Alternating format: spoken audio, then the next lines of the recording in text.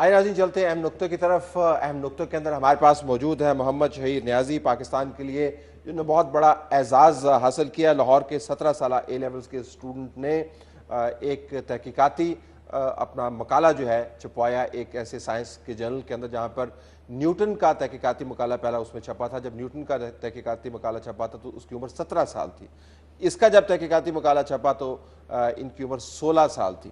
ان کا خیال ہے کہ ان کی تحقیق اس معیار کی ہے کہ ان کو نوبیل پرائز بھی مل سکتا ہے اور دنیا اس کے اوپر اتفاق کر رہی ہے۔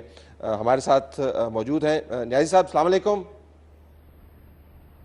وعلیکم السلام۔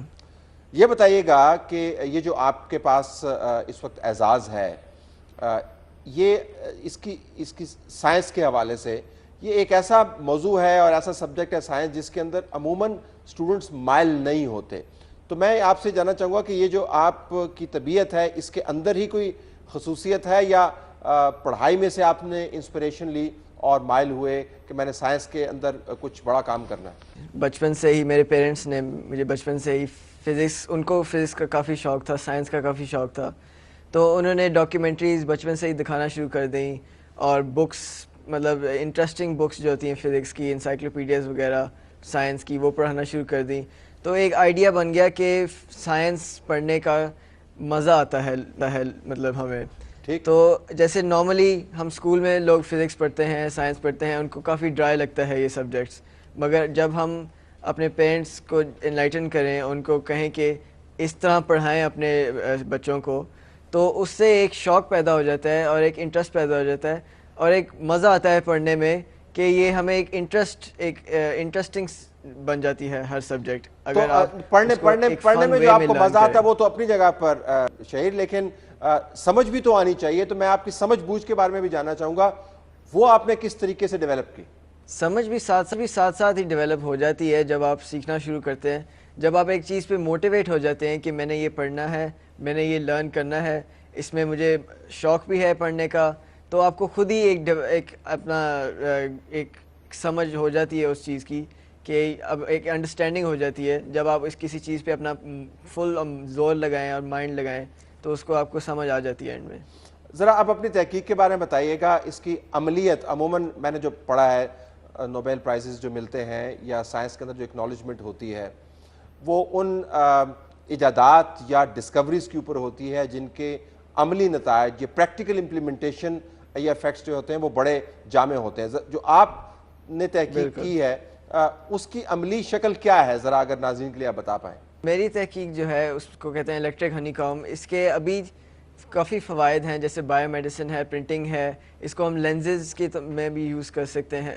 اب میں نے جب اس ریسرچ کو میں نے پبلش کیا تو یہ آئیڈیا نہیں ہے کہ اسی ریسرچ پہ شاید نوبل پرائز مل جائے، میرا یہ ہے کہ آگے جا کے میں اور ریسرچز کروں گا جن میں نوبل پرائز مجھے مل سکتا ہے۔ اچھا، اب واپس ریسرچ پہ آتے ہیں میری اس پہ، تو اس کے جیسے جو پیٹرنز فارم ہوتے ہیں اس کو ہم لینزز کی طور پہ یوز کر سکتے ہیں، ٹیلیسکوپس میں ڈال سکتے ہیں اور اپنے کیمراز میں ڈال سکتے ہیں، اور یہ انٹرچینجنگ لینزز ہو سکتے ہیں، مطلب لیکوڈ لینز جیسے بن سکتے ہیں۔ اس میں ہمیں ایک سالڈ لینز نہیں بنانا پڑتا، اس کو الیکٹرک فیلڈس کے ذریعے مینیپولیٹ کر سکتے ہیں، فوکل لینتھ وغیرہ چینج کر سکتے ہیں، تو اس میں کافی آسانی ایک آ جاتی ہے اور کافی کاسٹ ایفیشینٹ بھی ہو جاتا ہے یہ۔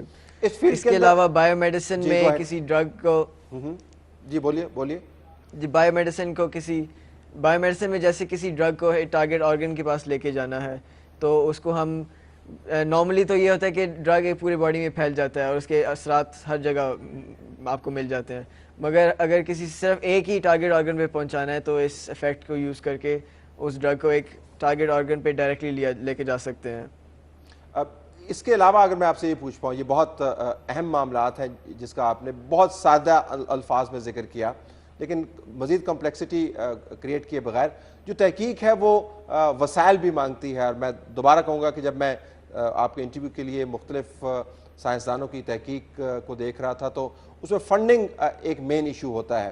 ان کو بڑی یونیورسٹیز ان کو فنڈنگ کرتی ہیں، ان کو مخیر حضرات فنڈنگ کرتے ہیں۔ میں آپ کی تحقیق کی فنڈنگ کے حوالے سے جاننا چاہوں گا جو مستقبل میں آپ نے کرنی ہے، اس کو وسائل کی کتنی قدغن ہو سکتی ہے اس پر؟ اب جیسے ابھی جو ریسرچ میں نے یہ والی کی تھی، اس میں ہمارے پاس فنڈنگ تھی کامسیٹس اور لم سے، کیونکہ ہم نے کمپٹیشن میں جانا تھا، اس کے لیے ہمیں ان کے اسپانسرز ملے ہوئے تھے. تو فیوچر میں جیسے اب کوئی ریسرچ میں جاتا ہے تو جب وہ یونیورسٹی میں انرول ہوتے ہیں تو جب آپ اپنے ایک پرپوزل بھیجتے ہیں کہ ہم نے اس پہ ریسرچ کرنا ہے تو اس پہ ایک فنڈنگ الاٹ ہو جاتی ہے. جتنی بہتر یونیورسٹی ہوتی ہے اور جتنی بہتر اس کا ایک فنڈیڈ یونیورسٹیز ہوتی ہیں. تو میں بھی جیسے فزکس کی فیلڈ میں جانا چاہتا ہوں. ایم ایکسپیریمنٹل فزکس میں بڑا شوق ہے مجھے. تو مطلب کافی ہائی ٹیک اکوپمنٹ یوز ہوتا ہے فزکس کی ریسرچز میں. کافی سینسٹیوٹیز چاہیے ہوتی ہیں. جیسے ابھی گریویٹیشنل ویوز کی ڈسکوری ہوئی تھی, اس میں بہت بڑے اپریٹس یوز ہوئے تھے اور ان کو نوبل پرائز بھی ملا ہے اس کی ڈسکوریز پہ. تو یہ کافی مطلب ایک کاسٹلی ریسرچز ہوتی ہیں فزکس کے ریلیٹڈ, اور آگے اگلے کچھ باقی سائنسز کے بھی کافی مطلب اس میں فنڈنگ ایشو ہے, فی الحال نہیں ہے, لیکن مستقبل میں ایک بالکل آخر میں اگر آپ بتائیے گا کہ جو بچے سائنس کی طرف مائل نہیں ہیں ان کو آپ کیا پیغام دیں گے؟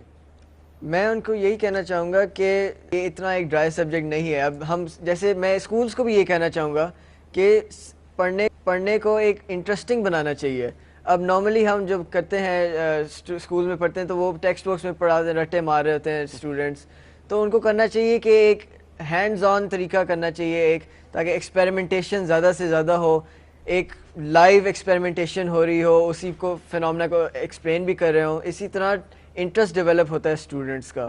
اب جیسے اپنے ہی میں فرینڈس کی بات کرتا ہوں تو زیادہ انٹرسٹ ان کا پیدا ہوتا ہے جب ہم لیبس کی ایکٹیویٹیز کرتے ہیں. اتنا زیادہ انٹرسٹ نہیں ہوتا جب ہم بورڈ پہ صرف پڑھا رہے ہوتے ہیں.